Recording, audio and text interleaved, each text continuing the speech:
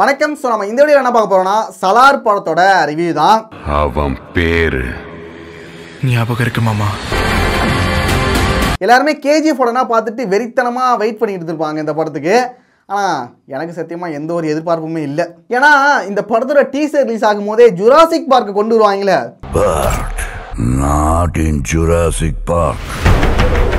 அப்பவே தெரிஞ்சிடுச்சுடா, ஆகா ஏதோ ஒரு சம்பவம் நடக்க போகுது, எதுவாக இருந்தாலும் ரெடியாக இருந்துக்குன்னு அப்பயே எனக்கு தோணிடுச்சு. இதுக்குதான் கணிக்கவே முடியாத ஒரு பைத்தியக்காரனை கூட்டிட்டு வந்திருக்கேன். ஆனால் இந்த படம் எப்படி இருந்துச்சுன்னா, என்னை பொறுத்த வரைக்கும் இந்த படம் வந்து ஒரு ஆவரேஜான ஒரு படமாக தான் இருந்துச்சு. ஆனால் சிலருக்கு இந்த படம் வந்துட்டு வேற மாதிரியான ஒரு எக்ஸ்பீரியன்ஸை கொடுக்கும் கண்டிப்பாக. அது எதனால் அவங்களுக்கு அப்படி எனக்கு இப்படிங்கிறத ஃபுல்லாக சொல்லிடுறேன். எவ்வளோ பெரிய பிரச்சனை வந்தாலும் ஒருத்தங்கிட்ட தான் சொல்லுவான்.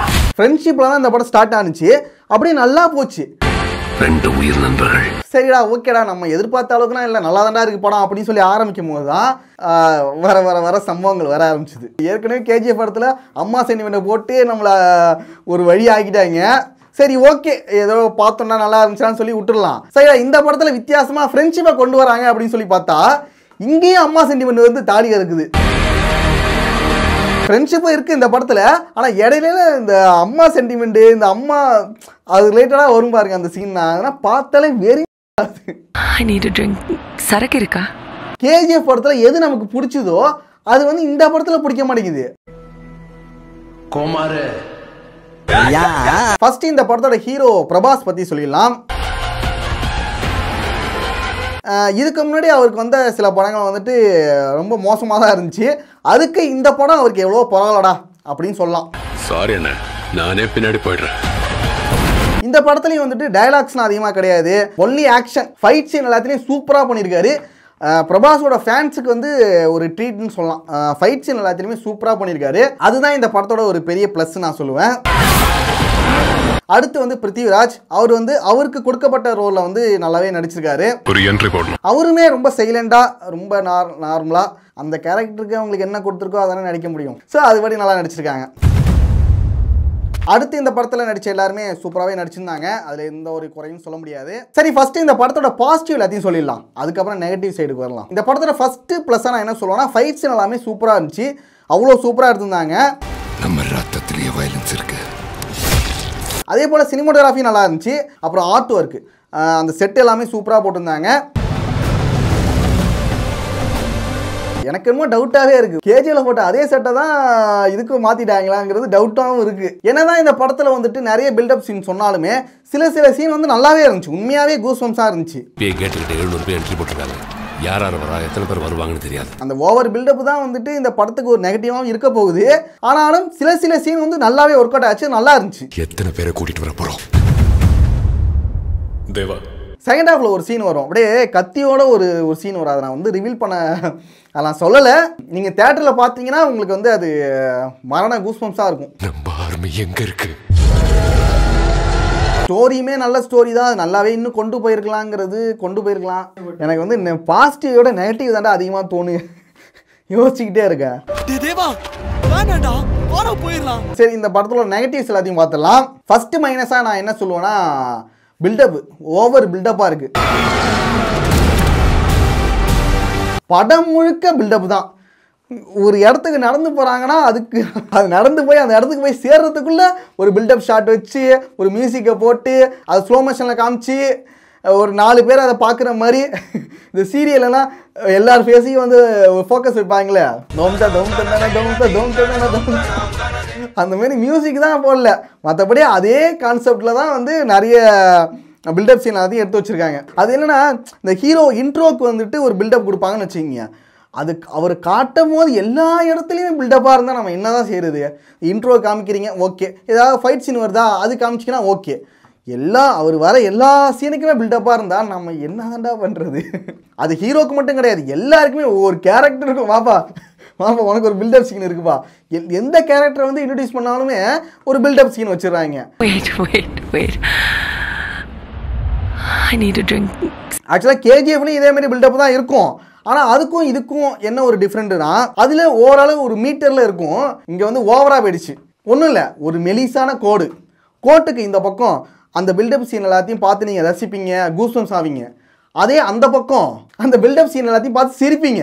நீங்கள் இந்த கோட்டுக்கு இந்த பக்கம் இருப்பீங்களா இல்லை அந்த பக்கம் இருப்பீங்களா அதை பொறுத்து தான் இந்த படம் நல்லா இருக்கா இல்லையாங்கிறதே சொல்ல முடியும். இதுக்கு தான் கணிக்கவே முடியாத ஒரு பைத்தியக்காரனை கூட்டிட்டு வந்திருக்கு. ஏன்னா சில பேர் அதை வந்து ரசிப்பாங்க, அதுதான் அவனுக்கு பிடிக்கும், எனக்கு பிடிச்சிருக்கடா அப்படின்னு சொல்லுவாங்க. ஆனால் சில பேருக்கு வந்துட்டு என்னடா இது லாஜிக்கே இல்லை, என்னடா ஓவர் பில்டப்பாக இருக்குது, இதெல்லாம் தேவையாடா அப்படிங்கிற மாதிரி சில பேர் நினைப்பாங்க. ஸோ அவங்களுக்கு இந்த படம் பிடிக்காது. அவன் பேரு ஞாபகம் இருக்கு மாமா. ஸோ உங்களுக்கு எது பிடிக்குங்கிறத பொறுத்து இந்த படத்துக்கு போகலாமா இல்லை வேணாமா இல்லை ஓடிடியில் பார்க்கலாமாங்கிறத நீங்கள் முடிவு பண்ணிக்கலாம். அவ்வளோதாங்க. ஆமாங்க, அவ்வளோதாங்க மேட்ரு. பார்ப்போம். ஏதோ வந்து ஒரு ட்விஸ்டோட முடிச்சிருக்காங்க கிளைமேக்ஸில். அடுத்த பார்ட் வந்து ரிலீஸ் ஆகும்னு வேறு சொல்லியிருக்காங்க. அதுக்கு வேறு வெயிட் பண்ண மாட்டா நம்ம. அதில் தான் தெரியும். இவங்க வந்துட்டு செகண்ட் ஹாஃபில் வந்து ஒரு ஸ்டோரி ஒன்று சொல்லுவாங்க. அதை வந்துட்டு இன்னுமே நல்லாவே எப்படின்னா எல்லாருக்குமே புரிகிற மாதிரி கொஞ்சம் தெளிவாக அது நல்லா கொஞ்சம் எக்ஸ்பிளைன் பண்ணி சொல்லியிருக்கலாம். இந்த கதை தொடங்கி 1000 வருஷமாச்சு. ஹீரோனா என்னன்னா போட்டு அடிப்பான், எவன் வந்தாலும் போட்டு அடிப்பான், பறக்க விடுவான், கத்திய குத்துவான், வெட்டுவான், என்னென்னோ பண்ணுவான்.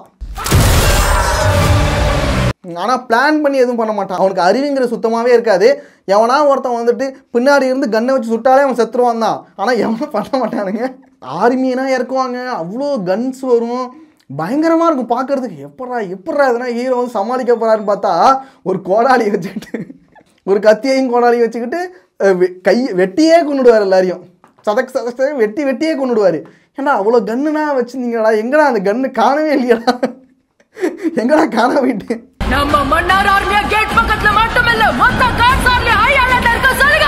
அவனுங்களும் அவ்வளோ கன்னை வச்சுக்கிட்டு வெட்டு வாங்கிட்டு போவானுங்க வேற. அந்த வெட்டு புலி மட்டும் ஒரிஜினல் கத்தியை வச்சுக்கிட்டு நமக்கெல்லாம் அட்டை கத்தியை கொடுத்துட்றான்.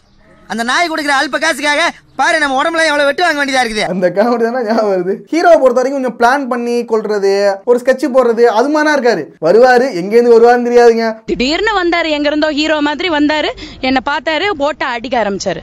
கேட்கறது காலையில நினைச்சு அடிக்க ஆரம்பிச்சாரு. என்ன நினைச்சாரோ யாருக்கு தெரியும். மியூசிக் பத்தி சொல்லியே ஆகணும். மியூசிக் வந்து இன்னும் நல்லா இருந்திருக்கலாம் அப்படின்னு தோணுச்சு. கேஜிஎஃப்யும் இதையும் கம்பேர் பண்ற மாதிரி தான் இருக்கு. ஏன்னா ரெண்டுமே ஒரே அந்த டோனில் தான் படமும் இருக்குது. கேஜிஎஃப்ல மியூசிக் நல்லாயிருக்கும், மியூசிக் வைஸில் பார்க்கும்போது நல்லா இருந்துச்சு. இதில் பேக்ரவுண்ட் ஸ்கோரும் சரியில்லை. சாங்ஸு ஏன்டா சாங்னா வைக்கிறாங்கன்னு தோணுது வேற. கான்சார் நிறைய பேரோட கதையை மாற்றிருக்கு. மேபி நம்ம வந்து ஃபஸ்ட் டைம் கேட்கறதுனால அப்படி இருக்குதா இல்லை வந்துட்டு போக போக நமக்கு செட் ஆகிடுமான்னு தெரில. ஆனால் ஃபஸ்ட் டைம் அங்கே பார்க்கும்போது மியூசிக் வந்து இன்னும் நல்லா இருக்கலாம். அந்த மாஸ் சீன் எல்லாத்துக்குமே, அந்த பில்டப் சீன் எல்லாத்துக்கும் இன்னும் மியூசிக் நல்லா இருந்தால் கூட நம்மளை வந்து இன்னும் கொஞ்சம் பெட்டராக ஃபீல் பண்ண வச்சுருக்கலாம். அது வந்து இந்த படத்தில் கொஞ்சம் மிஸ் ஆகுது. ஆனால் கான்சாரோட கதையை மாற்றினது 2 உயிர் நண்பர்கள். என்னை பொறுத்த வரைக்கும் செகண்ட் பார்ட் வரப்போகுது. அதில் வந்துட்டு நம்ம பேச வேண்டியதான், நடக்கவா போகுது. சரி பேசுவோம். இந்த பில்டப் எல்லாத்தையும் விட்டுட்டு கதையில் ஃபோக்கஸ் பண்ணணும். பில்டப் இருந்தால் கூட அதை ஓரளவு கம்மியாக குறைச்சிட்டு கதையில் ஃபோக்கஸ் பண்ணி அதை எவ்வளோ சூப்பராக காமிக்க முடியுங்கிறத பண்ணாங்கன்னா மேபி பார்ட் வந்து இன்னுமே நல்லா இருக்கும் தான் எனக்கு தோணுது. கான்சார்ல கால்குலேட்டர் வச்சுக்கிட்டு எந்த கணக்கையும் கணிக்க முடியாது. படத்தில் வந்துட்டு காமெடியே சுத்தமாக கிடையாதா, ஆனால் நிறைய இடங்களில் சிரிப்பு தட்டா வருது.